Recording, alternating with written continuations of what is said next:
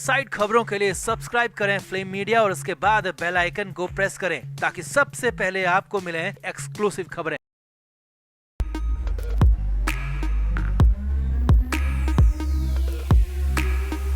तो अनंत अंबानी और राधिका मर्चेंट की शादी और रिसेप्शन को लेकर देश विदेश की तमाम बड़ी हस्तियां मुंबई में पहुंची हुई है। इस दौरान राजनीतिक खेमा भी अंबानी के शुभ आशीर्वाद रिसेप्शन पार्टी में पहुंचा हुआ है। हालांकि सभी अंबानी के रंग में रंगे नजर आ रहे हैं, मगर संजय राउत तो जैसे इस पार्टी में भी अपनी भड़ास निकालने पहुंचे हैं। दरअसल संजय राउत भी अंबानी के रिसेप्शन में पहुंचे और इस दौरान भी राउत ने राजनीतिक भड़ास निकालने में कोई कसर नहीं छोड़ी। क्रॉस वोटिंग के सवाल पर तो राउत खामोश रहे, मगर संविधान हत्या दिवस को लेकर काफी हंगामा मचा दिया। तो अंबानी की पार्टी में पहुंचे राउत ने क्या कुछ कहा वो आपको भी दिखाते हैं। आप भी वीडियो को शेयर करें और अपनी राय कमेंट बॉक्स में जरूर दें। तो मोदी सरकार ने आपातकाल के दौरान अमानवीय पीड़ा झेलने वालों के व्यापक योगदान को याद करते हुए 25 जून को संविधान हत्या दिवस के रूप में मनाने का फैसला किया है। केंद्र सरकार के इस फैसले को लेकर अब उद्धव ठाकरे गुट के सांसद और प्रवक्ता संजय राउत का बड़ा बयान सामने आया है। दरअसल अनंत अंबानी और राधिका मर्चेंट के शुभ आशीर्वाद समारोह में देश विदेश की तमाम हस्तियां पहुंची हैं। अलग अलग राज्यों के मुख्यमंत्री भी नए जोड़े को अपना आशीर्वाद देने पहुंचे हैं। इस दौरान उद्धव ठाकरे गुट के संजय राउत भी अनंत अंबानी और राधिका मर्चेंट के शुभ आशीर्वाद में पहुंचे, मगर यहाँ पर भी संजय राउत ने राजनीति करने में कोई कसर नहीं छोड़ी। पार्टी स्थल से बाहर मीडिया से बात करते हुए राउत ने आपातकाल 1975 की याद में 25 जून को संविधान हत्या दिवस के रूप में मनाए जाने पर कहा कि ये लोकसभा चुनाव के नतीजों के बाद बीजेपी अपनी भड़ास निकाल रही है। राउत ने आगे कहा, 50 साल पहले जो हुआ उसे गलत तरीके से दर्शाने की कोशिश बीजेपी कर रही है और मोदी सरकार की इस कोशिश को हम कभी भी कामयाब नहीं होने देंगे। संजय राउत ने आगे कहा कि आपातकाल को 50 साल हो चुके हैं, लोग भूल चुके हैं, मगर मैं याद दिला दूं कि इस देश में आपातकाल इसलिए लगाया गया था क्योंकि इस देश में कुछ लोग अराजकता फैलाना चाहते थे। पुलिस और सेना को भड़काया जा रहा था कि सरकार के आदेशों का पालन मत कीजिए। राउत ने कहा कि आपातकाल लगाना वक्त की मांग थी। अगर ऐसी स्थिति अटल बिहारी वाजपेयी के प्रधानमंत्री होते हुए आती तो वो भी आपातकाल ही लगाते। राउत ने कहा कि पीएम मोदी और सरकार को इसीलिए बहुमत नहीं मिला क्योंकि वो लोग संविधान को बदलना चाहते हैं और इसी की भड़ास वो संविधान हत्या दिवस के रूप में मनाकर करना चाहते हैं, मगर पब्लिक सब देख रही है और सब समझ रही है। यहाँ आपको बता दें, केंद्रीय गृह मंत्री अमित शाह ने ऐलान करते हुए कहा था कि संविधान हत्या दिवस मनाने से प्रत्येक भारतीय में व्यक्तिगत स्वतंत्रता और लोकतंत्र की रक्षा की अमर ज्वाला को जलाए रखने में मदद मिलेगी, जिससे कांग्रेस जैसी तानाशाही ताकतों को और उस भय को दोहराने से रोका जा सकेगा। अब अमित शाह के इस ऐलान पर कांग्रेस ने कहा कि आपातकाल को संविधान हत्या दिवस के रूप में मनाने का केंद्र सरकार का कदम सुर्खियां बटोरने से ज्यादा कुछ नहीं है, जबकि प्रधानमंत्री ने 2014 से 2024 के दौरान देश में अघोषित आपातकाल लगाया हुआ है। अब राजनीति के वक्त राजनीति करना सही है, मगर अंबानी की पार्टी में पहुंचकर संजय राउत का ये राजनीतिक बयान काफी चर्चाओं में है। जहां पूरा विश्व, पूरी दुनिया अंबानी की पार्टी पर नजर गड़ाकर बैठी है, वहां पर पहुंचकर राउत का ऐसा बयान देना कितना जायज है, आप भी अपनी राय कमेंट बॉक्स में जरूर दें और वीडियो को भी शेयर करें।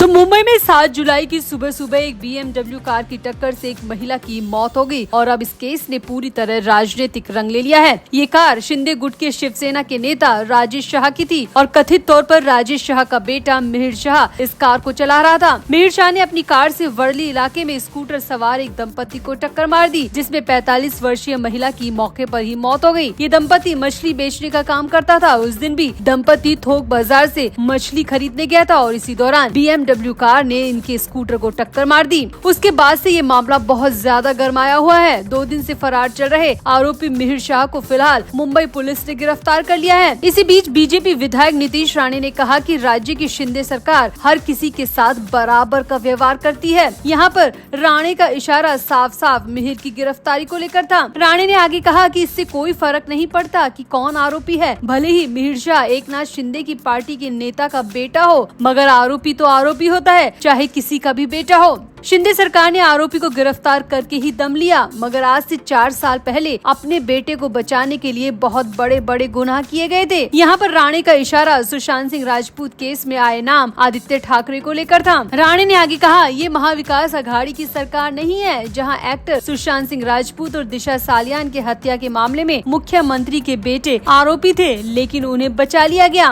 राणे ने कहा कि अगर 4 साल पहले ही आदित्य ठाकरे की गिरफ्तारी हो जाती तो अब तक तो सुशांत और दिशा दोनों को इंसाफ मिल चुका होता, सच सामने आ चुका होता, आरोपी को कोर्ट सजा भी सुना चुका होता। मगर उस वक्त सत्ता में रहते हुए उद्धव ठाकरे ने सुशांत दिशा के लिए कुछ भी नहीं किया, बल्कि मर्डर को सुसाइड बताकर केस बंद करवाने की कोशिश जरूर की थी और अपने बेटे को बचाने के लिए कई गुनाह और किए थे। राणे ने यहाँ पर कहा, लेकिन अब महायुति की सरकार है, इस सरकार में पुलिस एक्शन लेती है, इससे अंतर नहीं पड़ता कि मिहिर कहाँ छुपा था, किसका बेटा था, कितना अमीर था, कितना पहुँच वाला था। हमारा तो पुलिस को साफ निर्देश था कि गुनाह किया है तो गिरफ्तारी करो और सजा दिलवाओ, और देखो पुलिस ने गिरफ्तार कर लिया और उसे कठोर दंड भी दिलवाया जाएगा। यहाँ आपको बता दें कि पहले भी राणे साफ साफ आदित्य ठाकरे पर आरोप लगाते रहे हैं कि वो सुशांत सिंह राजपूत और दिशा सालियान की मौत के मामले में संलिप्त थे। अब एक बार फिर से नीतीश राणे ने सुशांत दिशा केस में आदित्य का सीधे सीधे नाम ले लिया। तो आपको क्या लगता है, क्या वाकई में 4 साल पहले का यह आरोप सही है? क्या वाकई में उद्धव ने सत्ता का फायदा उठाते हुए अपने बेटे को बचाया? सुशांत सिंह राजपूत और दिशा सालियान के केस में नीतीश राणे के इन आरोपों पर आपका क्या कहना है? आप भी अपनी राय कमेंट बॉक्स में जरूर दें और वीडियो को भी शेयर करें।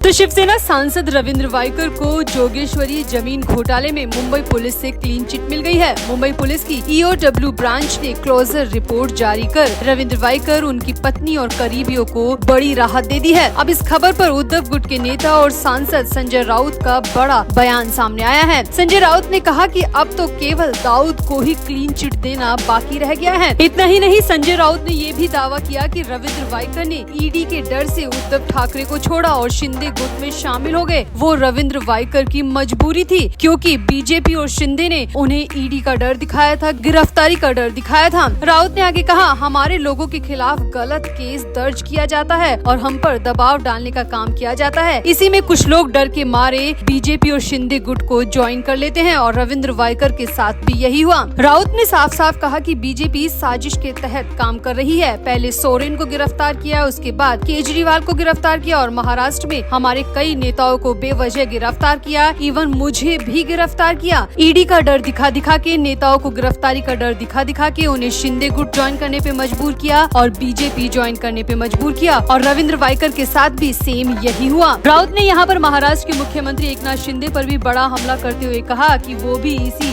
वजह से डर के मारे बीजेपी के साथ चले गए थे। राउत ने कहा कि बीजेपी को मानना चाहिए कि हमने डर पैदा करने के लिए इनके खिलाफ केस दर्ज किया। मुझे तो डरा नहीं सके, लेकिन कई लोगों को डराकर प्रभाव में ले लिया। संजय राउत ने आगे कहा कि अगर रविंद्र वाइकर के खिलाफ अधूरी जानकारी और गलत फहमी में केस दर्ज किया गया तो देवेंद्र फडणवीस को EOW के प्रमुख के खिलाफ कार्रवाई करनी चाहिए, वरना ये पूरी तरह अनैतिक होगा। यानी कि कुल मिलाकर संजय राउत रविंद्र वाइकर की रिहाई के बाद बीजेपी पर बुरी तरह बौखला गए और संजय राउत ने साफ साफ कह दिया कि बीजेपी ने साजिश के तहत उनके नेताओं को ईडी का डर दिखा के बीजेपी के ग्रुप में किया है, शिंदे के ग्रुप में किया है, ताकि उद्धव ठाकरे कमजोर पड़ सके। लेकिन राउत ने कहा कि उद्धव ठाकरे ना तो कभी कमजोर पड़े हैं और ना ही कभी पड़ेंगे।